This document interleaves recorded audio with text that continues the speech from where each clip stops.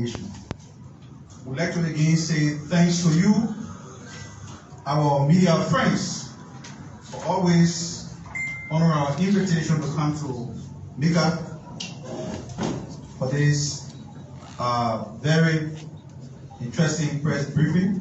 The minister has repeatedly indicated that this ministry remains the official communication platform for government, and that we continue to encourage all agencies and ministries of government to use the national podium to expatiate on the level of progress that they are making in respective sector of the Liberian government. That being said, I've been authorized by the minister to speak to you on a few points before inviting the Minister of Agriculture, who will be followed by the Public Procurement and Concession Commission. As you already know, the Liberian legislature returned to the capital today, and that for the special session. Their return is in furtherance of a proclamation by the President, issued by the President on March 26, recalling the legislature from its first constituency break to return to the capital and to pass on issues of emergency that are of national concern. Of course, you already know that the action of the President is in accordance with Article 32 of the Liberian Constitution, which gave the President of the Republic the power to recall the legislature back to session to address issues of national importance and emergency. We have no doubt that as we all remain supportive to accomplishing the President's 100 days deliverable, that the legislature remains a very pivotal partner. That's why we have three separate but coordinated branches of government. So it is important to also note that a special section of the legislature will discuss or add upon matters of national emergencies and concerns, some of which includes, of course, you know, the fiscal year 2024 draft national budget is currently before the legislature. The formation of His Excellency government is ongoing. There are nominees that have been forwarded to the Liberian Senate for confirmation where applicable. And other matters of time-sensitive nature centered on national development, integrity, transparency, and accountability as stated by the President in his proclamation. So, we commend the legislature for their return, and we look forward, as the Minister indicated before, to having the Speaker of the National Legislature and the President pro tempore of the Senate, so that they can come here to also use this platform to speak to the Liberian people, to highlight some of the strides they are making to move our country ahead. Also, in furtherance to the President's 100-day deliverable, a task force, an intra-agency task force, has been established to clean up our capital city and its environment. Now, this is important because we live in a country where people do not regard the public space as a place where it's supposed to be tight in keeping with city ordinances. Very frequently we reference other capital cities around Africa. For example, we say Rwanda, Kigali, cleanest city in Africa, and what have you. But when we come to Monrovia, the capital city of our country, we become very laissez-faire, very don't-caring. And so His Excellency is concerned about the sanitation of the public space. That's why even before the inauguration, we saw volunteers moving in across various communities in and around Monrovia. And the clearing campaign was very massive. So this government intends to achieve that to the core. So the intra-agency task force has been established. They want to clean up Monrovia, give our city a befitting facelift, so that when people come here, they can have a very good impression about what the historic city of Monrovia is under the leadership of Joseph Human Waka. It is important to also state that this task force is comprised of the Monrovia City Corporation, the Peace Bay City Corporation, the Ministry of Public Works, the Liberia Water and Sewer Corporation, and of course, the task force is supported very greatly by the Liberia National Police.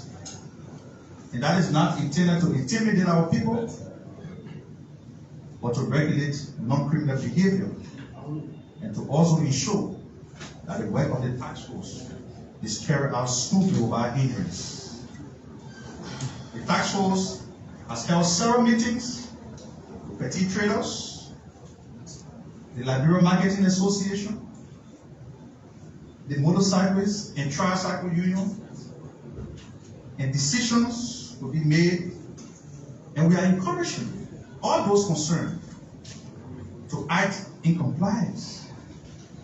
Another reason why the Liberia Water and Sewer Corporation is included on the task force is because you see, very frequently when there's a heavy downpour of rain, basic streets in Monrovia get flooded.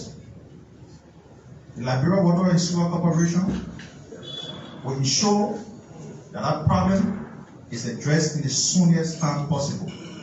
So they are on the task force. Another problem we also have is a public safety concern about our citizens who are selling petroleum products in the open.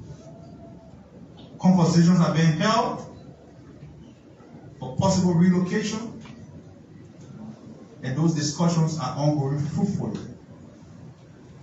And so this was just to update you on some of the things that His Excellency government is accomplishing, is doing, what we intend to accomplish as we proceed along with the President's 100-day deliverable.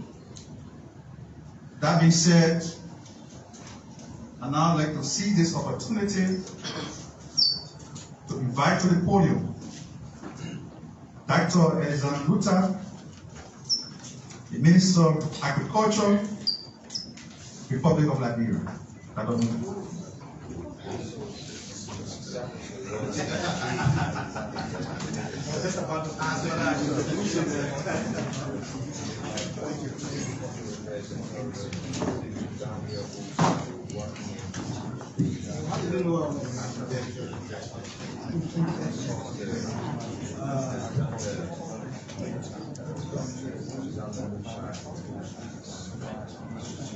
Let me first thank the Honorable Minister for this opportunity, distinguished members of the press, police, ladies and gentlemen.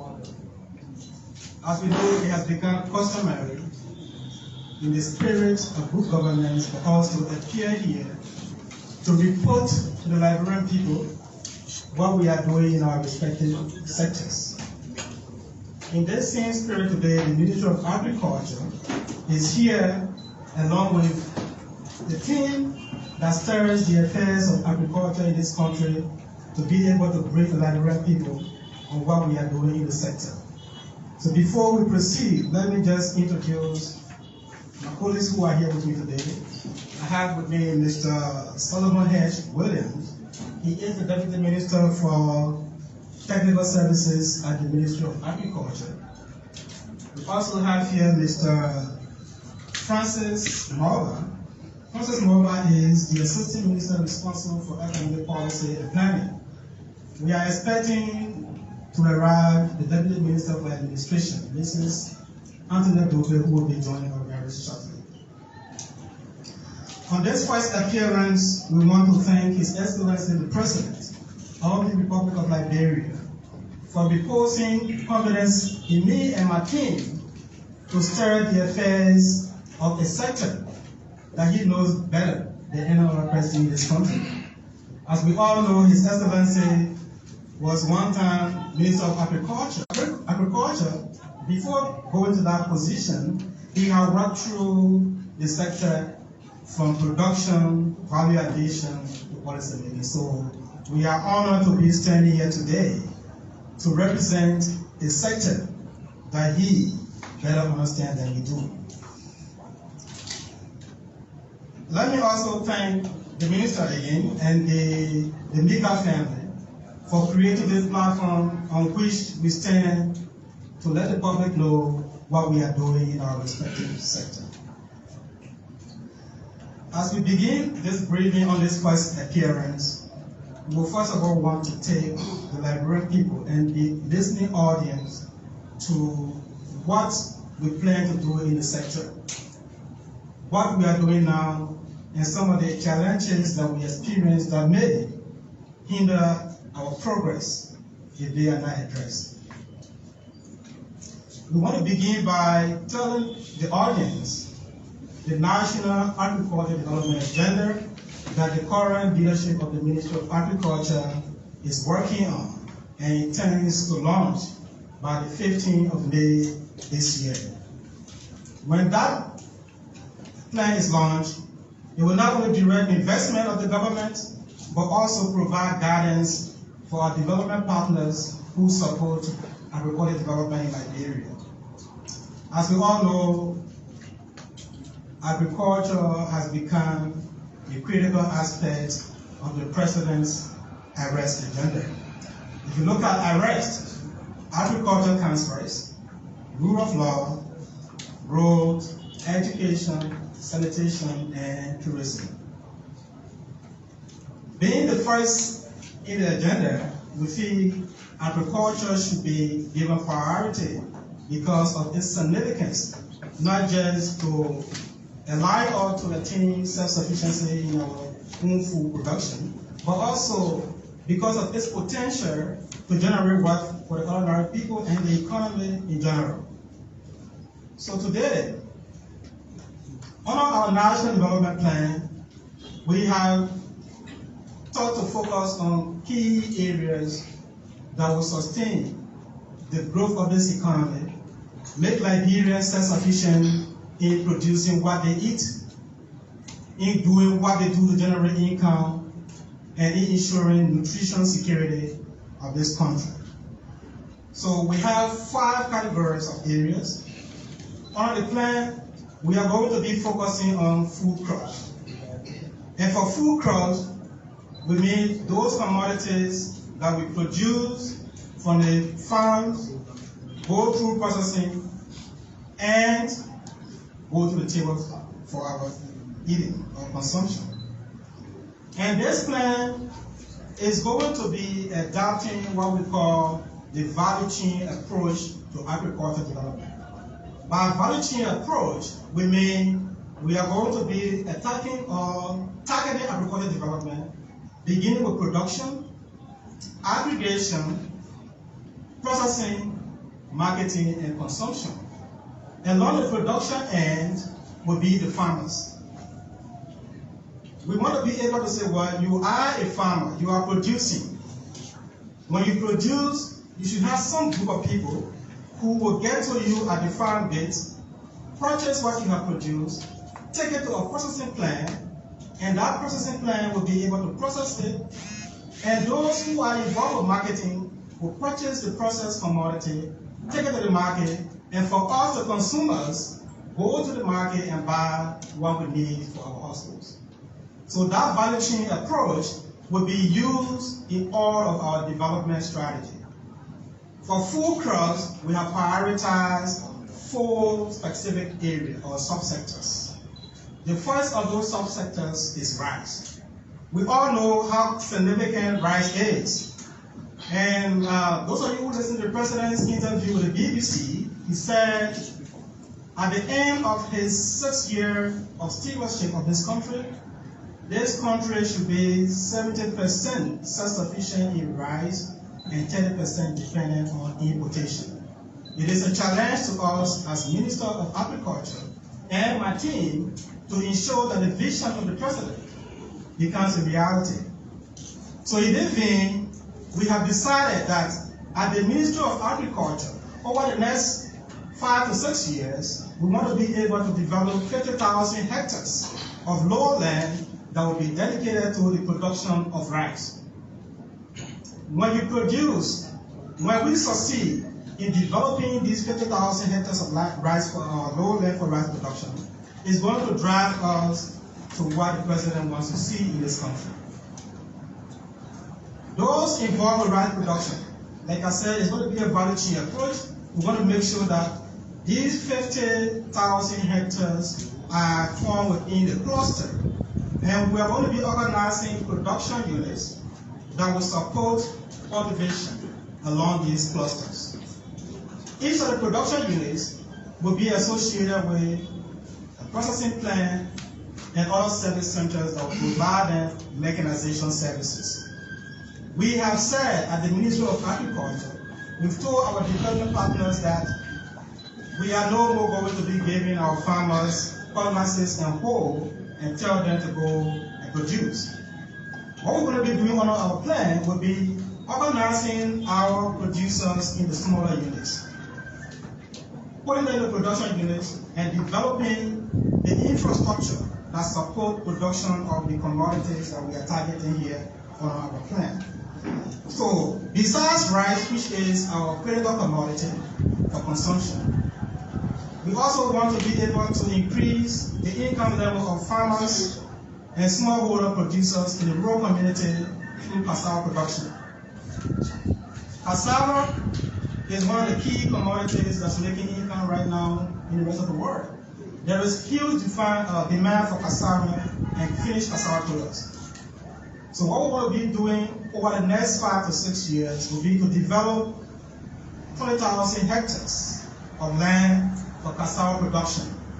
When we mean developing, we want to make sure that we organize production units, place them, for example, 100 acres of land, mechanize it, and put production units or smallholders there to produce in the form of a cooperative. Not smallholders scattered around. We want to organize the production units and place them on a piece of land that we will invest in as a government along with our development partners. So over the next 6 years, we should be able to, with the right financing, develop 20,000 hectares, and those in production will produce the fresh cassava root. You will have aggregators buying the root from them, taking it to a processing plant that we think will be able to transform the cassava roots to starch and export it for income generation. By the matter of fact, we have tried to begin some engagement with partners and some private sector actors who will come to support the cassava sector by establishing plants that will process the cassava into starch for exportation. Besides cassava, we also want to develop the maize subsector. Corn, we know, is very critical. Corn is important for the poultry industry. We all here eat eggs. We all here eat chicken feet or chicken meat. We do eat those. They are produced all from chicken. But to raise chicken, which is our poultry industry, requires feed. And the major ingredient in the chicken feed is maize or corn. In Liberia, to be a poultry farmer is very costly because we do not produce the ingredient that goes into the manufacture or processing of the feed that's required for our poultry industry. So we want to be able to also have 20,000 hectares of land cultivated by smallholder organized in the production units to grow corn. And that corn will be purchased from them, taken to a factory where it will be transformed into animal feed so that those who get involved with poultry production can have access to low-cost feed to sustain the industry. Besides maize, cassava, and rice, We want to also invest in the development of infrastructure that supports vegetable production. If you walk in our streets sometimes, if you saw a tomato, or you went to the supermarket and saw tomato, it might be telling you that it was imported. If you went, especially during these days, you see watermelon, it might be coming from Guinea or somewhere else. So we have spoken with our development partners, and we ourselves as a government have committed ourselves to ensuring that we create the infrastructure or support the development of infrastructure that will support ground area production of vegetables so that you can have access to it. So that in your diet, you can diversify. That you will not just depend on rice. We must have a balanced diet in our drive to ensure dietary diversity. So besides the food crop, we also want to be able to develop some tree crops. We're looking at 4 tree crops that we want to develop. We want to look at cocoa. Cocoa is one of the economically significant crops in the agriculture economy. The price of cocoa right now on the world market is high. I know Liberia used to be one of the exporters of cocoa. We still do today, but the volume that we export is low. So we want to be able to honor our project or our plan to develop additional 10,000 hectares of new farm through our support to smallholder farmers to increase our production of high-value cocoa to be exported to the rest of the world. Besides cocoa, we also want to be able to support the production of coffee. You may not know, but Liberia was one of the first, or the countries that had one of the elite varieties of coffee. We call that coffee Liberica. Liberia grew coffee Liberica and exported it, but we've lost that. It is still here, but it's almost getting indigenous. So all we want to do is to reactivate the coffee industry by supporting farmers to grow coffee on 15,000 hectares of land. Each of those hectares will be associated with a smallholder farmer. So if we were to develop, say, 50,000 hectares, we want to be able to use that as a means of creating jobs for our people. So by developing 15,000 hectares, we will be creating income generating opportunities for 15,000 households who will produce and market for income generation annually. Besides coffee, we also want to support the production of cashew nut. What we call kusa, right? Is a delicious fruit. It's economically very essential in the world economy. In fact, today, I've gone to supermarkets in Liberia and seen cashew nuts produced here in Liberia and packaged here. Very delicious. We want to be able to support people like those to expand production and even bring on board new individuals who will be interested in establishing cashew plantations for income generation. We've also targeted doing coconuts. Coconut is a very critical commodity. Maybe some of us feel just by eating it, that's the only benefit we get from it. But coconut is a diverse crop that can produce different commodities or different products out of the coconut itself. So what we are trying to do on our plan would be to look at our coastal counties where coconut has a comparative advantage. We want to be able to develop a minimum of 12,000 hectares in the southeastern counties of Riverside, Grand Cruz, Sango, and Liberia counties, where coconut is indigenous. We want to be able to support that. Besides our tree crops, we want to also do some food crops. Crops like avocados or the butter pear. It will amaze you to know that some of the butter pears we have here come from Guinea. Some of them come from Sierra Leone. But we have the same soil. So we want to be able to support our farmers to be able to develop 5,000 hectares of plantation for butter pear or avocado. We also want to be able, over the next 5 years, to do some citrus crops. oranges or tangerine. We want to be able to have our farmers invest into plantations of oranges or tangerine or grapefruit just for the market. Besides that, papaya or pawpaw. Pawpaw is very significant. You know, the doctor told me if you have a pawpaw, you blend the pawpaw with the seed, the peeling, everything is good for eyesight. I was surprised at that. But it will interest you to know that we do not have a structured market for pawpaw in this economy. Some of the pawpaw that we have come from Guinea. Some of them are imported from Cote d'Ivoire. So we want to be able to support our farmers to grow pawpaw on a large scale and create the market opportunity for them to be able to generate income. Besides the crops, we want to look at also livestock. Liberia had in the past more than 7 ranches across the country. And the data tells us that in Liberia we have more than 120,000 hectares of grassland that is suitable for livestock production. But still we depend on import of cattle for beef. Or in fact we import beef into this country. We want to be able to restock the ranches we have in this country so that they can provide for us meat for our tables. We also want to be able to encourage people to get into large-scale poultry production.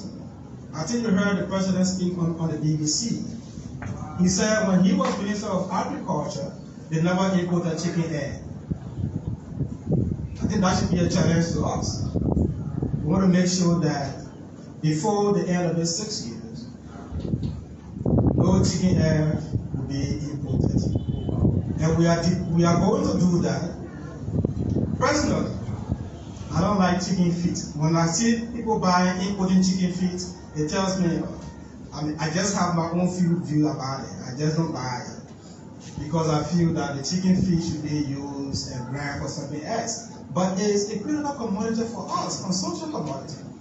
Because we do not have the bread meat that we need for our table, so people go for chicken feet. Because it's cheaper. But over the next 5 years, we want to be able to expand domestic breeder production and egg so that we can put some cap on the importation of these commodities that have taken over our markets. Ruminants, goats, sheep, and pig. During Ramadan like this, you know, most of our Muslim brothers and sisters, you see, they will be having sheep in the truck, crossing the borders here because we do not have the market, or we do not have large-scale production here. So what we will be doing on our leadership at the Ministry of Agriculture and within the framework of our National Agricultural Development Plan will be to support counties like Grand Cape Mount, where predominantly the residents are Muslims, to be able to expand production of sheep so that they don't have to go and maybe import it from Guinea or bring it from Guinea for the Ramadan services or processes. Or even to create a market for molten. Other countries you see, you got roasted, or molten is the sheep meat, you got it on the market, they are selling it. And it's delicious. So we want to be able to support our farmers to get into the production of sheep, goats, and pig to support our domestic consumption demand. And the fifth item on our plan will be supporting the fishery sector. I know we have vast coastland for offshore fishery, but we also have a decent area for inland fishery. So we want to be able to work with the National Fishery Authority and Aquaculture Authority, which we are chairing the board of, to expand inland fishery so that our women in the rural areas can have a fish pond around their home to fish for their families and also for the market. These are actions we will take, but there are others we want to do also. We want to be able to strengthen the capacity of the Ministry of Agriculture, the Central Agricultural Research Institute that is responsible for agricultural research to support our plan. All we are planning to do will require human resource capacity. A strengthened one. We need all of the crop scientists. We need all of the specialists in animal science. We need all of the specialists in monitoring evaluation. We need a specialist that will be involved with maybe data collection, statisticians. We need all of those specialists. We need veterinary medical practitioners. In fact, let me just take this time to honor the late Anderson. Joseph Anderson was the only vet we had in this country, in fact, the most trained one. But we lost him just last month. So we need to build more capacity to replace people like those. When you build the capacity of the Ministry of Agriculture and the Central Research Institute and other institutions that are involved with agriculture education or research, you have a vibrant agriculture sector. All of the plan we have for developing our crop sector, we want to be able to achieve them through mechanization. The use of mechanization or machinery in our production system. The president has always said,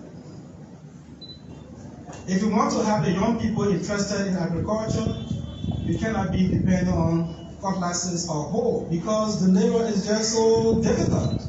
But if you are able to give them small farm tools, farm equipment, some machinery, power tiller, or handheld equipment that are easy to be used, that are convenient to be used, you have more young girls, young boys getting into farming. So mechanization is going to be one of our key impetus to drive the agriculture sector. That's why we are saying, when we organize a production unit that will be involved with cassava production, we want to be able to empower that unit by, first of all, helping with the preparation, using machinery power, with the preparation of the land on which they will be producing. And we've asked our development partner to do the same. We also want to be able to standardize our agricultural commodity market.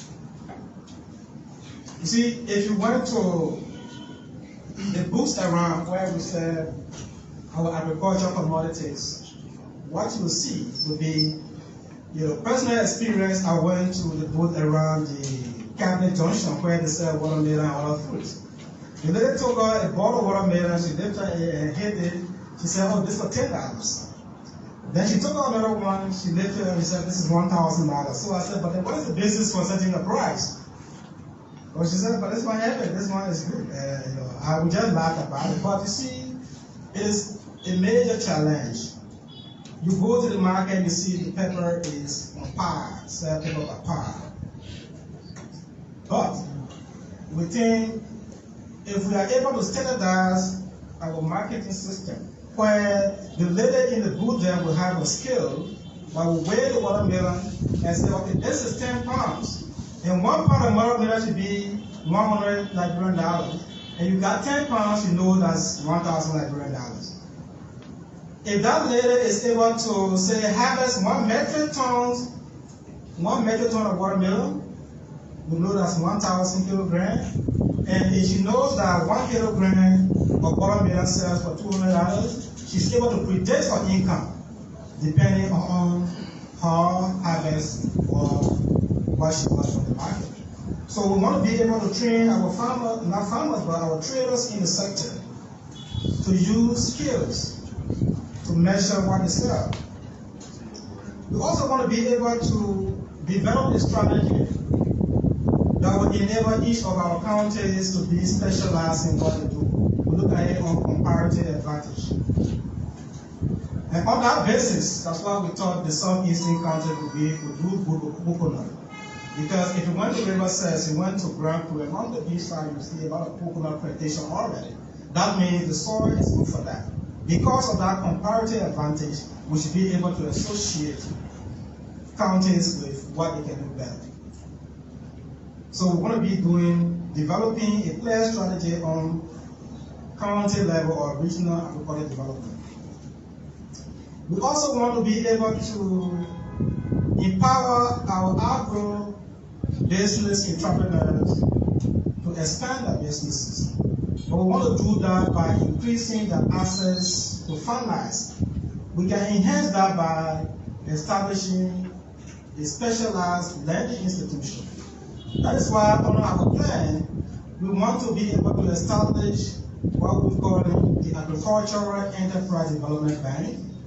That bank will be responsible for lending to those actors that are involved in developing the different value chains in the agriculture sector. If that bank, once that bank is established, the issue of accessing finance for expansion or for involvement in agriculture will be resolved. In fact, right now we are encouraging our farmers, not our farmers, but our students who are into agriculture, to be able to get better skills so that when you graduate from the agriculture college, you just come and say, well, you have an innovative idea, you can apply for grant or for loan through this bank to establish your own enterprise. We want to be able to do that. So, value addition in our rubber industry is key on our agenda too. We know Liberia has been one of the, in fact, Liberia was the first large plantation of rubber in Africa. And very part of the history of rubber production, Liberia came number 2 in terms of farm size. But Liberia has not been able to process or to sell any finished product made from rubber. We think we should make efforts now to be able to get those actors that are in the rubber industry to pay attention to value addition. So we'll be driving that through the National Agricultural Development. So those are plans that we have for the sector. So what have we done since we became minister, or we took over my team and myself at the Ministry of Agriculture? We took over the ministry with some challenges, like we'll talk about it. But in the first 30 days of our stewardship, we were able to take a few actions. The first is we launched the University of Liberia Farm on the Finger campus so that the students who are involved with agriculture or studying agriculture can have a place to go and practice their profession so that when they leave the walls of the university, they are prepared to become master farmers. That they will go to a bank and present a plan based on their experience and the practical knowledge acquired from the farm. That farm, we also want to use it as a model for what we intend to see in the larger agricultural economy. So we'll be supporting them, me and the team will be supporting them to ensure that that farm becomes vibrant. Because agriculture is not just production. From production, value addition, marketing before it gets to us. And there are other activities around it. So we want to be able to have everything that is associated with agriculture first exemplified at the University of Liberia, and then we can go on there. The next thing we've done also have been to relaunch cooperative production program, beginning with the former multi-quarter cooperative in Bon Mines. 2 Saturdays ago, we went there and launched a project that will be supporting our cooperative that currently has a membership of about 800 people, or smallholder farmers, to develop 1,000 hectares. That's the first investment we want to do there, to support them develop 1,000 hectares of lowland for rice production. They have a capacity of 2,800 hectares. We'll be developing that, but we have initiated work on developing the first 1,000 hectares. Besides the rice, we've also initiated developing 100 acres or 100 hectares for corn production base. 100 hectares would be 250 acres for the record. Besides the former cooperative, we also have gone to LOFA. LOFA in the Polahum district, there is a place called Fangoda. Fangoda has vast lowland area.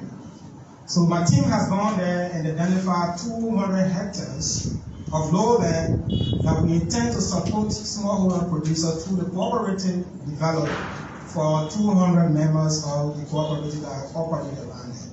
So we should be doing that.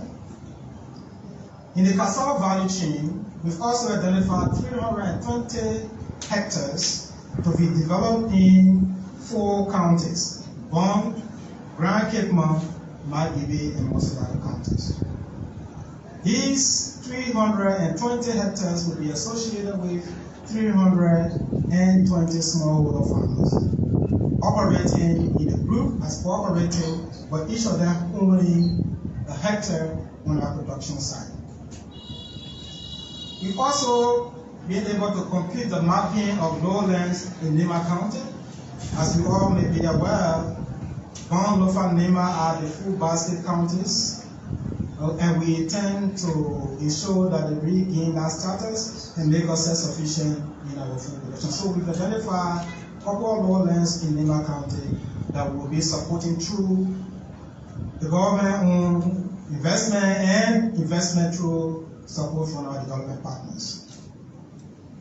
And today, we want to be launching through this forum what we call the Peri-Urban Agriculture Development Program.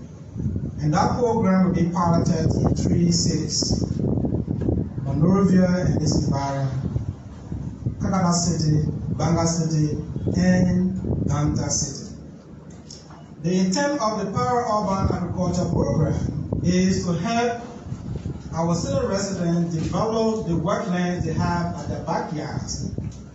By a matter of fact, this is part of the sanitation agenda on the arrest. We want to make sure that the wetlands we have around your backyard can be used to produce our rice during the wet season, and you grow vegetable during the dry season, so that we will not see bushes behind our backyard. So, those of you who will be listening to us, the Ministry of Agriculture, by next week, will be releasing a hotline that you will use if you are in this county to contact the requisite people at the Ministry of Agriculture to register you and survey what you have, just to take and measure what you have, and we see how best we can provide some support for you to develop your backyard to grow crops that you can use in your own home for consumption.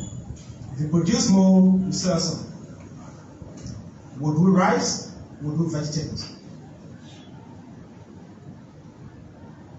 We've also been able to take some administrative actions at the ministry. By the matter of fact, my Deputy Minister for Technical Services is here. He advised me that we suspend the issuance of certificates for phytosanitary purposes and import and export. We are doing that briefly because through the review process, we realized that there are people carrying the stamp in their pockets and stamping for other people, for vendors, for merchants, without duly getting to the ministry. And some of these people, interestingly, may be our own people. So we are working on changing the stamp. And by his suggestion, every import permit, every sanitary certificate will be stamped through the office of the minister. The department will do the revision and send it to the minister's office for validation and stamping. So, based on the suggestion from the department. Also, as we all know, agriculture commodities or equipment have duty-free privileges in Liberia. But we have suspended that because the first duty way of the executive order that created that, Executive Order 115, expired on January 19 of this year. So the Liberia Revenue Authority and the Ministry of Agriculture have put together a technical team to review the processes associated with the granting of duty-free privileges so that we know what is happening to enable her make the appropriate suggestion to His Excellency the President for the renewal of the executive order.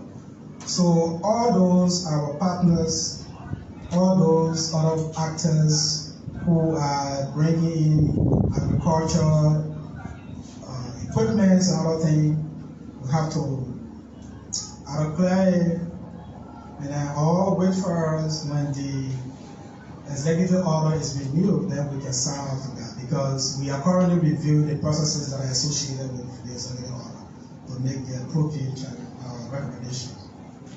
Now we have said all of these big things. How can we achieve it? There are challenges currently that we face. When we go to the Ministry of Agriculture, we first start to do an HR audit.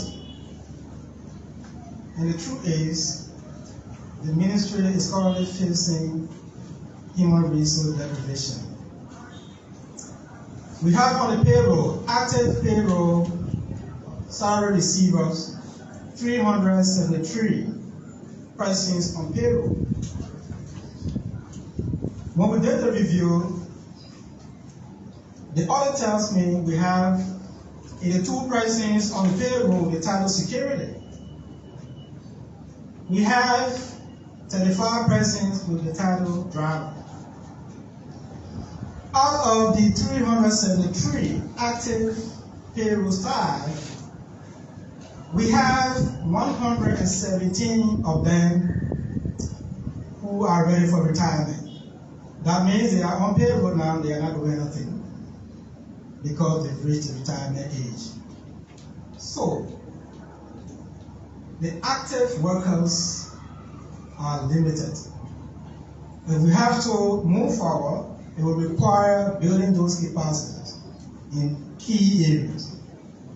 For example, the Ministry of Agriculture, let me make it clear, should be as big as the Ministry of Health and Education, especially when it comes to representation at the county, district, and clan levels.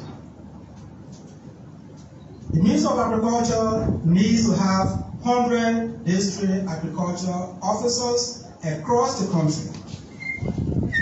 Right now, as we speak, we have 47 of them on the payroll, which means we have, just look at the payroll, we have a gap of 53. But even with those on payroll, the 47 of them, 22 of them are ready for retirement. And among those, some of them have already passed on. They are on the payroll. So we have active 25 district agricultural officers across the country, meaning we need to have 75 more if we have to be agriculture serious. Besides the clan or the district agricultural officers, we also have within the structure of the ministry what we call the clan agricultural technicians. Those clan technicians are supposed to be providing advisory services for community level farmers. If you are producing at the community level, you have the challenge with what you are doing, you contact the clan technician who will be in proximity to you. Because the district agricultural officers is responsible for supervising activities across the district. The clan technicians are in closer range to the producers than, or the actors than the district agricultural officer. We need to have 300 of those. Currently we have 0. So that means the clan level technicians are not existing. Besides the technicians, we need specialists at the Ministry of Agriculture to be placed at the various regions. Liberia has 5 agricultural regions. Each of those regions is supposed to have 5 specialists in fields that are relevant to the development of the agriculture sector. We need to have people who are specialized in cereal crops, for example. Cereal crops are like the rice, the maize we want to be expanding production of. We do not have those specialists. We have 10 at the ministry, but we need to have 60 of them. That means there is a vacuum or a gap of 50 specialists at the Ministry of Agriculture that we need to hire. So you see, human resource wise, the Ministry of Agriculture is more capacitated to do the work it has to do. Now, besides the human capacity, there is this huge problem of financing agriculture in this country. You all are testament to this. Agriculture remains the least funded in our national budget. When we talk about the team and myself, work on a budget that we thought would be able to at least meet 50% of the capacity gap or needs of the ministry. That budget, when we prepare it, it added up to $13.87 million. $13.8 million. On the current payroll, what we saw there was around $2.1 million for payment of basic salary. The $2.1 million for basic salary, I just told you, is for the 373 that we have on the payroll. All of the 373, we already know that 117 of them are taking pay, nearing retirement already. We got people who are there with security titles, who are not technically adding to what the ministry should be doing to realize the core objective or function of the ministry. So, when we submitted the budget, we included an additional number of technical people we think should be able to join us to enhance our performance at the ministry. So instead of the $2.1 million we had in the budget, we submitted an additional proposed amount of $1.34 million, $1.39 million to be able to beef out what we already have. So our human resource, our basic salary that we proposed on that budget, that will get us to perform at least at 50% capacity, will be around $3.5 million on basic salary. We also included in our budget some amount of money that will help us to do some initial investment in the plan we have for rice, maize, and cassava production. In that budget, we also included some money. Like we told you, we want to, through the government, establish the Agriculture Enterprise Development Bank. And as a proposal for our counterpart funding in there, we suggested, proposed having $5.3 billion in the budget to support that initiative. But unfortunately, when the sector budget was released, the Ministry of Agriculture received $3.2 million. $3.2 million that is far below, or that's below the first requirement to meet our human capacity needs, 3.5. So these are the challenges that we have. We have the plan. We have the vision. We need the manpower. We need the financial resources that will help drive that vision. So we are making a public appeal to our legislature and the financing house to consider what can be done to support agriculture. Because it is true that agriculture support receives some donor supports for projects, but even if the donor projects are there, if you don't have the right manpower, you will not be able to monitor what is happening in there. Again, even with donor support, we need to have some investment ourselves as government in the investment that we need to support production, developing infrastructure. So We want to be able to call, we are calling on the government through the legislature to support our plan for developing the sector. So, our Minister, this is the case to the public and our audience out there. You know, recently we were at the World Bank Forum, and there was a startling revelation that Liberia is getting hotter. Liberia is getting hotter. We need to adopt climate-smart agriculture. And by climate-smart agriculture, we cannot be doing shifting cultivation the way our people do it, cutting the bushes and burning them. We want to be able to bring farmers on a land to do sedentary agriculture, sit on the same place, produce continuously. This is the reason why we need more budgetary support to support our mechanization drive and other initiatives that will make agriculture vibrant, not just for achieving food self-sufficiency, but also to help us create wealth. Because wealth creation is one of the key pillars of this administration, and we can do that through agriculture, at least for a greater proportion of our population. Thank you.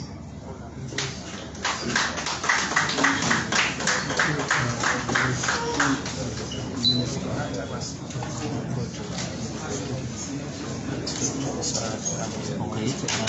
the voice of the Minister of Agriculture in Liberia.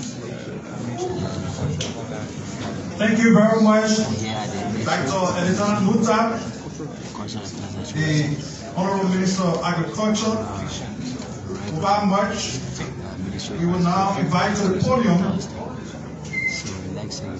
We now invite to the podium Borgia Scout Johnson, the Executive Director of the Public Procurement and Concession Commission, for his presentation. So there you have it. The next is the PPCC, Procurement Concession Commission. Good afternoon. Right now, is the Executive Director of the Public Concession. I want to thank you for the invitation. I want to first say thanks to His Excellency, President Joseph Young Biker, for standing of this nation. I'm here this afternoon with my team, our Director of Communication, Mr. Nathan Bank.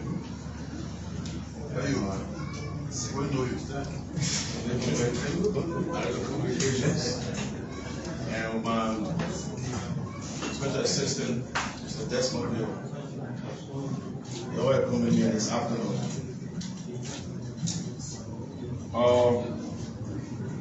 Our nation is about to move forward very positively when it comes to procurement. I was appointed in July of 2023 by the Board of Commission of PPCC. And I commenced work on July 15, following the President letter of acceptance. Since my inception of PPCC, we have done tremendous changes. We refurbished the office complex. But let me just go back a little bit. These are very small entities, an integrated institution. Like GSC, like LCC, and actually the Public Procurement Concession Commission. We're strongly responsible for procurement when it comes to procure all government activities. So our staff is very small. We have a staff of 68 persons on our staff. Our office right down the street. It's a highly integrated institution. It's non-political. And that's how the action is to be, and how it is. So when I talk about PPCC, there are a couple of challenges. The infrastructure was falling apart. We have to make arguments to government to revamp the building, to renovate the building. We did it inside, we did the PPCC before we went around the different structure inside. We renovated the building. We make sure that every staff gets the benefit of that. We also fought to increase staff salary, and that was in the election year. Then when I got that, I realized my side of management, I believe in people, I value people. So we fought with government at the time to increase the incentive of staff. And I'll be honest with you, they listened. And staff at PBCC got an increase in the pay. You can have someone reviewing document for $10 million, $500, and they get paid $500 a month. We fought for that. Government listens, somebody making $500 and making $1,500. Listen, I must admit. And we also have some, we increased our staff workforce. We hired some people on board, got their capacity were low. But right now the staff were kind of low, so we fought to boost that up by giving them a better pay incentives. And also by making sure that they have the integrity of the institutions intact. We also opened a training room at PBCC. It was not there before. We have a training room that do procurement training at the commission, and that training room can host up to 15 persons at the time. And I must be honest with you, we have very good development partners. The World Bank, the African Development Bank, they are very supportive of the different activities that's happening at PBCC. Now, our ongoing projects, the biggest thing we have to talk about is the electronic government procurement system. We are about to go e-procurement. And our minister, the president, is very key on fighting corruption. And so, e-procurement, a system that will more or less take away the human contact from procurement. Bear in mind that about 80% of corruption in government starts from procurement. In every government around the world. About 80% of corruption in government starts from procurement. So we have to be very mindful as we roll it out. So we're getting close to concluding the development of a robust electronic government procurement system in Liberia. An international software developer called European Dynamics was contacted to develop the EGP system on a software as a service model. The EGP system will be able to do automate most of the manual procurement processes that inherited individual decision making, which are the greatest vulnerabilities and the highest risks in public procurement. The system will allow for online submission and improve major procurement documentation and enhance the bidding process through the online submission of bid documents. That means it takes away the human contact. You can have someone sitting down in Lofa County, you can bid on a project, maybe somebody who on catering services, administrative information, you can go online and bid on it. It will also have links with all online platforms, including the Integrated Financial Management System, ITMIT, the Revenue Portal of the Liberia Revenue Authority, the Liberian Business Registry, NASCO, and the banking sector. We are currently building a platform with this company. We have a technical team at PBCC. The team meets every week, every Wednesday, where we engage with the developers in Europe, and we are making progress. Very soon we'll be going to the road to create awareness in the public sphere about government entities on government not going into procurement. The president is very concerned about fighting corruption, and that's the best way to deal with the issue of corruption when it comes to procurement. It takes away the human contact. We want to start a tour in Nigeria, where we saw firsthand the actual working of e-procurement. We visited the Lagos government. We saw procurement activities there. The Lagos is a very big state in Nigeria, and we visited another state called Edo.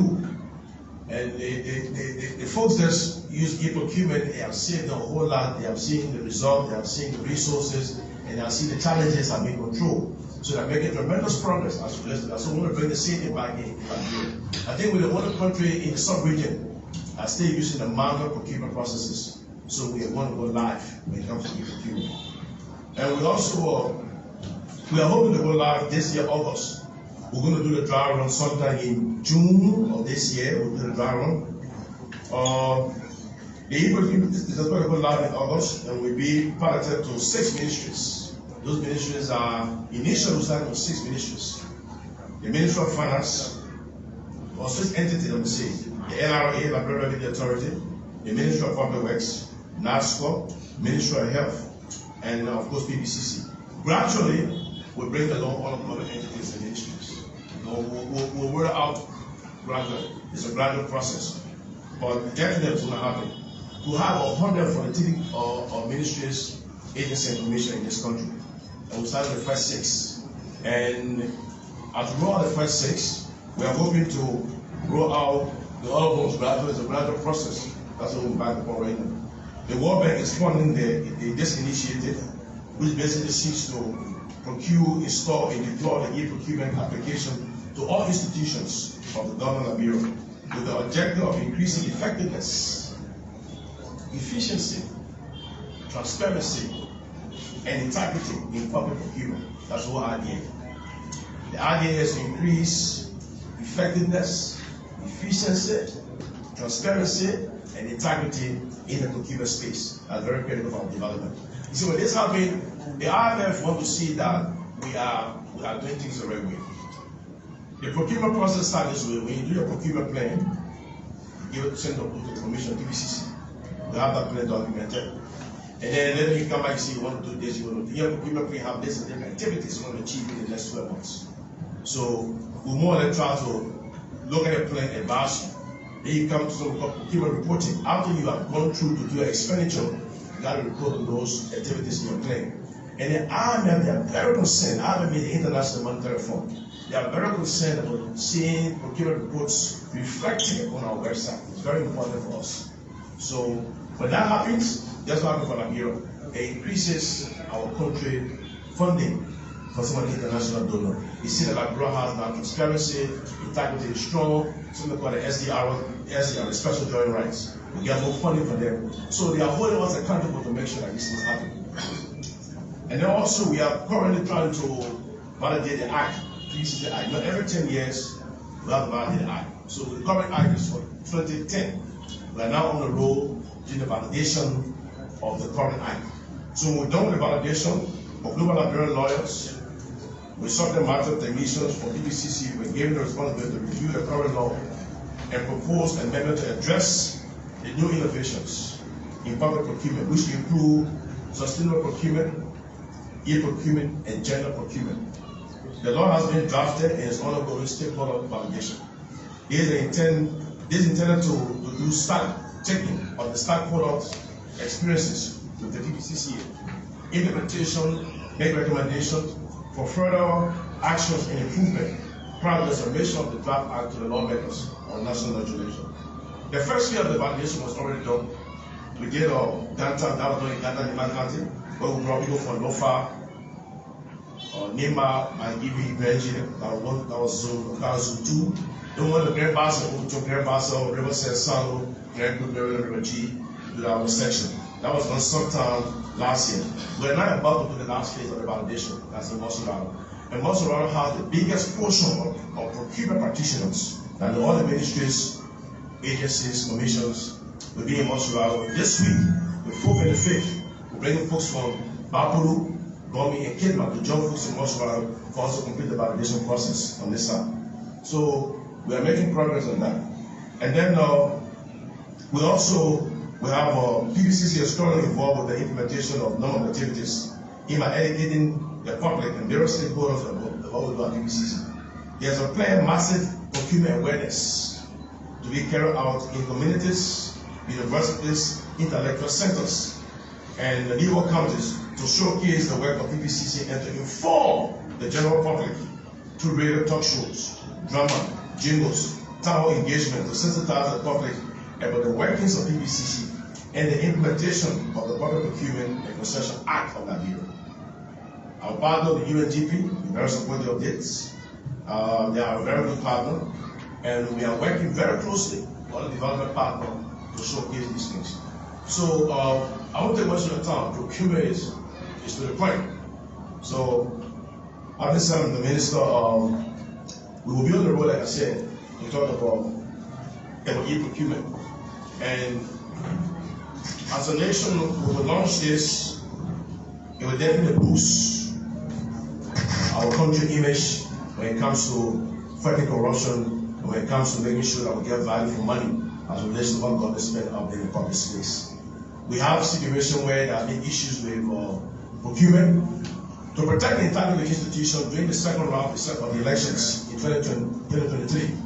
On the PBC, we start the procurement processes that will change the government. We said that no more will be able to do anything in procurement after the inauguration.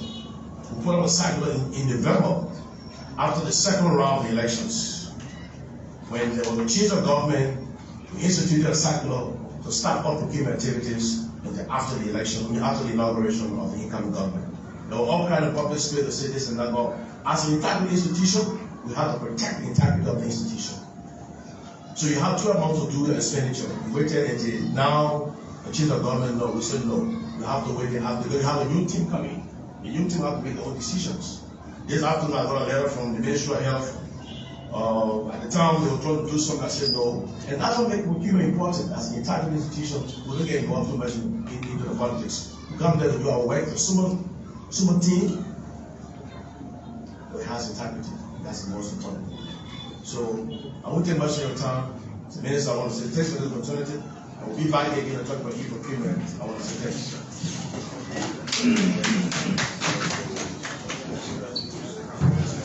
Thank you. So you listen to the Minister of Agriculture, who was followed by Mr. Johnson, the Executive Director of the PBCC. These are two areas that His Excellency, the President, is very passionate about. The other day you heard him say that we cannot continue to do business as usual. He's also passionate about the agro sector. Listen to the Honorable Minister talk about the project that they have for urban Liberia.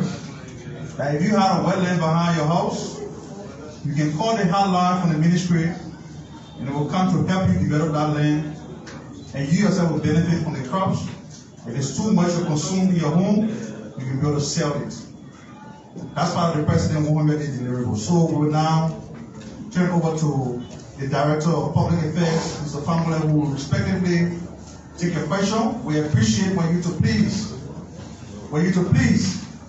stick your question to the issues that were raised by the two distinct speakers. But now we can be able to address it very comprehensively for the benefit of the Liberian people. Mr. Famula.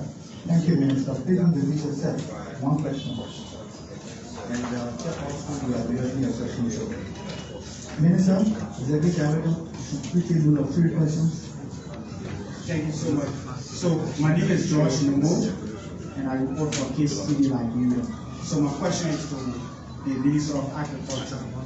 And I remember in 2018, 2019, the government of Liberia and that of Israel had this agreement, and 20 Liberian students were sent to, agricultural students were sent to the nation of Israel to study modern agriculture. My understanding is that they are back in country. So I'm thinking, what's your plan to absorb them, because a lot of resources were spent on them. They have come back with modern technology. And just a follow-up, I listened to the modern plan you have for agriculture, but I did not hear you talk about farm to market road. So what are you thinking of in terms of working with the public work to handle the issue of farm to market road? Thank you.